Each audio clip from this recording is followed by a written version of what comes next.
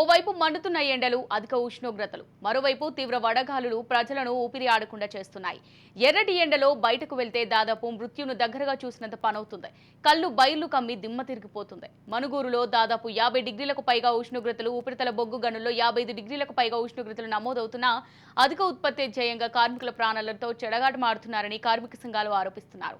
ఇప్పటికే కార్మికులు అనారోగ్యంతో ఆసుపత్రుల పాలవుతున్నారని, సింగరేణి యాజమాన్యం పని గంటలు మార్చాలని, లేకపోతే ఉద్యమిస్తామని కార్మిక సంఘాలు హెచ్చరిస్తున్నాయి.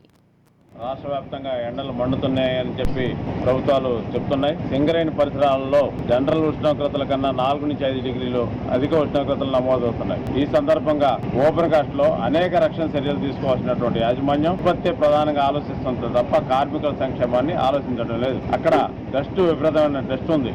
మనిషి వస్తా పోతుంటే కనపడినటువంటి డస్ట్ డంపర్కి మధ్యలో దారి కనపడినటువంటి పరిస్థితుల్లో కూడా ఉంది. కాబట్టి డస్ట్ విషయంలో స్ప్రింక్లర్ ద్వారా వాటర్ సప్లై చేయాలని, అలాగే కార్మికుల కోసం సడన్గా ఏమైనా జరిగితే అక్కడ ఒక డాక్టర్ని ఏర్పాటు చేయాలని, ఒకవేళ అక్కడ జరిగితే ఏరియా హాస్పిటల్ తీసుకొస్తే ఏరియా హాస్పిటల్ స్పెషలిస్ట్ డాక్టర్లు లేరు, పెద్ద హాస్పిటల్లో ఉండే తప్ప హాస్పిటల్లో సౌకర్యం అంత మాత్రంగానే ఉంది. కాబట్టి సంక్షేమ విషయంలో యాజమాన్యం స్పందించాలని, అలాగే టైమింగ్స్ ఉదయం 6 నుంచి 1 గంటకు పెట్టి సాయంత్రం 4 నుంచి సెకండ్ షిఫ్ట్ స్టార్ట్ చేయాలని, దీనివల్ల కార్మికులకి సంక్షేమమే కాదు మిషనరీ కూడా రక్షణ ఇచ్చినట్టు ఉంటుంది. ఈ విషయంలో యాజమాన్యం ఆలోచించాలా.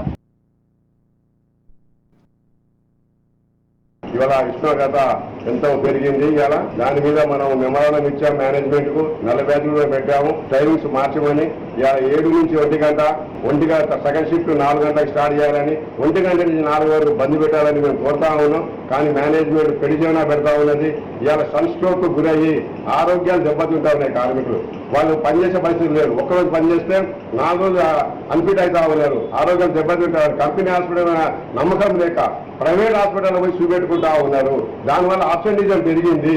ఇవాళ అయినా కూడా మేనేజ్మెంట్ పెరిగినా పెడతా ఉంది. కేవలం ఒక మజ్జిగ ప్యాకెట్, ఒక ఓఆర్ఎస్ ప్యాకెట్ ఇచ్చి చేతులు దురుపుకుంటా ఉన్నాయి. ఈ పద్ధతిని మార్చడని చెప్తా ఉన్నాం. మొత్తం వాటర్ స్ప్రే చేయలేకపోతున్నారు. డస్ట్ విపరీతంగా వేస్తా ఉంది.